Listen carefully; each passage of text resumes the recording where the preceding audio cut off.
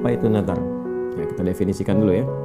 Apa itu nazar? Setelah itu baru kita masuk kepada dalil, lalu hukum menjawab pertanyaannya. Nazar itu adalah satu kewajiban yang dilekatkan kepada diri yang sebelumnya tidak ditetapkan oleh syariat ya dalam kewajibannya. Maksudnya seseorang mewajibkan kepada dirinya sendiri yang ketentuan kewajiban itu pada asalnya tidak ada dalam syariat ya, tidak mewajibkan kepada dirinya sebagai hukum umum, tapi dia melekatkan itu kepada dirinya sendiri untuk melakukan sesuatu. Nah, bentuk nazar itu ada dua ya. Satu, kewajiban yang dibenarkan secara syariat dalam ketaatan kepada Allah. Yang kedua adalah bentuk kewajiban yang dimaksudkan kewajiban dia mewajibkan pada dirinya sendiri, maksudnya yaitu mengerjakan perbuatan yang bertentangan dengan nilai syariat atau secara bahasa syariat disebut dengan maksiat.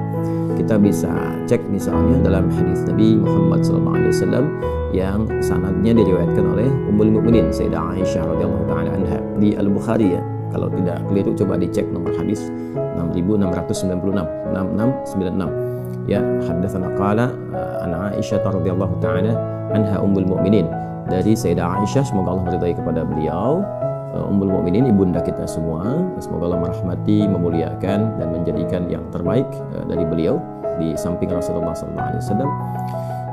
Qalat, beliau menyampaikan, qala Rasulullah sallallahu alaihi wasallam, Rasulullah sallallahu alaihi wasallam bersabda, man nadhara liyuti' Allah, kan, siapa yang bernazar untuk menaati Allah Subhanahu wa taala, atau kama qala Rasulullah sallallahu alaihi wasallam, falyuti'hu, maka lakukan ketaatan itu.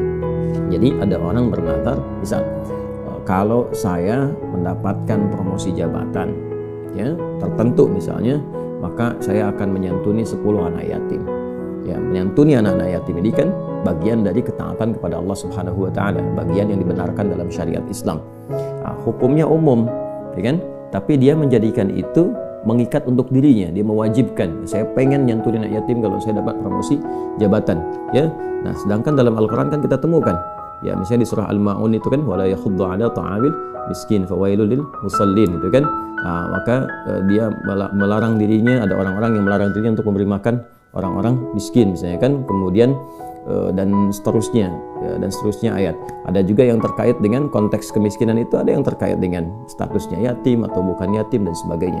Atau ada yang spesifik juga sabda Nabi SAW untuk bisa merawat anak-anak yatim, misalnya ana wa kafilul yatimi kahataini fil jannah, saya dan pemelihara perawat anak-anak yatim seperti ini di surga ya. Jadi dekat sekali hubungannya.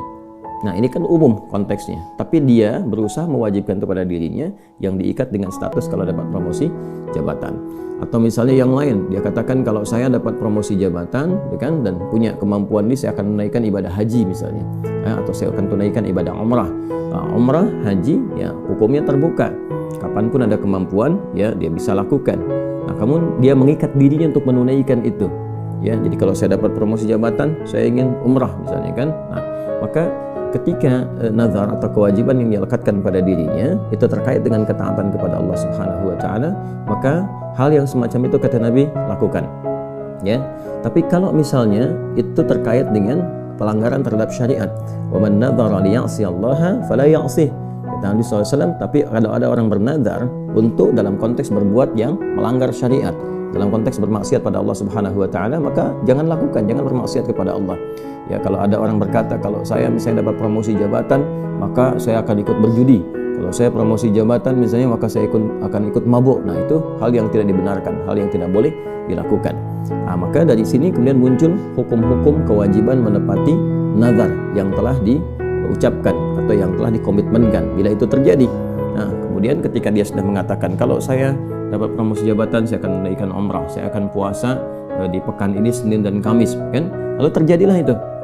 Ya, Allah misalnya jadikan dia naik promosi jabatan, dapat apa yang kemudian tadi dia harapkan, maka terikatlah ia dengan nazar, ya, dengan ketentuan, dengan kewajiban yang ia telah ucapkan melekat kepada harapan yang tadi dia sebutkan. Maka muncullah hukum-hukum dalam Al-Quran untuk menepati nazar yang dimaksudkan. Misalnya kita temukan di dalam surah ke-76 Al-Insan ya, dari ayat 7 sampai dengan 9 itu ya, yufuna bin nadhir wa yakhafuna yawman kana syarruhu mustatira. Sifat orang-orang mulia itu senantiasa menepati nazar, ya, atau di Al-Hajj juga di surah Al-Hajj surah ke-22 ayat 29 juga disebutkan wal yufu nudharahum, dan hendaklah mereka kemudian menepati nazar-nazar mereka. Ya, di masa lalu juga sebelum era Nabi Muhammad SAW sudah ada nazar-nazar. Seperti misalnya nazarnya istrinya Imran, ya, istrinya Imran itu Hannah namanya. Hannah ketika mengandung itu bernazar, kalau anaknya ini lahir, ya maka yang terlahir ini saya bernazar akan didekatkan dengan Allah, dikhususkan untuk kepentingan ibadah saja, akan dirawat, diberikan tempat yang baik, khusus diinvestasikan untuk kepentingan ibadah. Seperti diabadikan di Quran surah ke-3 Al-Imran di ayat ke-36, ya, dari 35-nya, dari 35 nazarnya, 36 lahir anaknya. Idz qalat imra'atu Imran rabbi inni nadhartu laka ma fi batni muharraran fataqabbal minni. Ya, ketika istrinya Imran itu bernazar pada Allah Subhanahu wa taala, ya Allah, anak yang saya kandung ini, ya, kalau dia terlahir maka saya akan khususkan anak ini untuk berkhidmat, beribadah kepadamu saja. Maka nanti setelah ia lahir di ayat 36 itu falamma wada'at faqalat rabbi inni wada'tuha untha wallahu a'lam bima wada'at wa laysa dzakaru kal untha wa inni sammaituha Maryam wa inni u'idzuha bika wa dzurriyyataha minasyaitonir rajim. Jadi ketika terlahir anaknya, maka lahir perempuan, dari situ diberi nama yang sesuai dengan harapannya. Ya, diberi nama dengan Maryam, perempuan yang terjaga, perempuan terhormat. Kemudian setelah itu dimohonkan perlindungan kepada Allah agar tidak digoda oleh setan. Jadi kalau nazar itu siap untuk dilakukan, lahir anaknya, maka dikondisikan semua perangkat-perangkatnya. Kayak tadi misalnya saya ingin mendekatkan anak ini karena Allah saja. Lahir, saya akan siapkan anak ini menjadi ahli Quran. Saya akan siapkan anak ini kalau lahir menjadi ahli hadis. Maka siapkan perangkatnya. Begitu lahir beri nama yang sesuai. Misalnya Muhammad ahlul Quran, Muhammad hamilul Quran, Muhammad faqihul hadis kalau laki-laki misalnya. Kalau perempuan misalnya Aisyah muhibbatul Quran karim atau Aisyah habibatun Nabi sallallahu alaihi wasallam, kan? Misal gitu kan. Jadi ketika terlahir kita siapkan, lalu setelah itu berdoa kepada Allah, lalu carikan orang-orang baik untuk merawat dia, dalam arti mengajarkannya, mendekatkan dirinya kepada Allah. Seperti Sayyidah Hannah pernah melakukan itu dengan menjadikan anak yang lahir Maryam dirawat kemudian oleh pamannya Zakaria dan dibuatkan mihrab khusus untuk mendapatkan cita-cita itu dan menepati nazarnya. Jadi banyak sekali di era-era terdahulu juga nazar-nazar yang sempat kemudian disampaikan dan itu harus dilakukan. Jadi kalau sudah bernazar dan itu positif, maka hukumnya wajib berdasarkan ayat-ayat tadi, berdasarkan hadis Nabi Muhammad SAW yang disampaikan. Hanya babnya barangkali kewajiban itu kan diikat oleh kemampuan. Jadi persoalannya mampu tidak menunaikan dia, ya kan? Nah, jadi kalau kita misalnya sudah bernazar, maka sepanjang berkehidupan harus berusaha untuk mewujudkan itu. Jadi berusaha mampu. Jangan diukur saya nggak mampu, saya nggak mau lakukan, tidak. Ya, jadi kalau sudah dapat jabatan tadi dengan bernazar, udah ada jabatan, ingin menyantuni 10 anak yatim, berusaha untuk menyantuni. Ya bismillah, carikan kemudian usaha yang maksimal sampai bisa menyantuni itu. Carikan peluang sampai bisa menunaikan. Jangan ditunda-tunda. Begitu ada kemampuan, lakukan. Karena itu nikmat yang Allah berikan. Anda dapat apa yang Anda harapkan, terus Allah berikan kemampuan, lakukan. Karena itu adalah kasih sayang Allah yang menjadikan Anda mampu memenuhi nazar. Jangan ditunda-tunda. Ya, atau bahkan kemudian Anda simpulkan saya nggak bisa, tidak. Sepanjang berkehidupan, usahakan untuk mampu melakukan itu. Kalau sampai kemudian meninggal dunia, tak mampu untuk dilakukan, ya, atau misalnya ada uzur tertentu yang tidak memungkinkan untuk dilakukan, maka dia tidak berdosa. Yang penting dia sudah berusaha untuk menepati atau melakukan itu semua.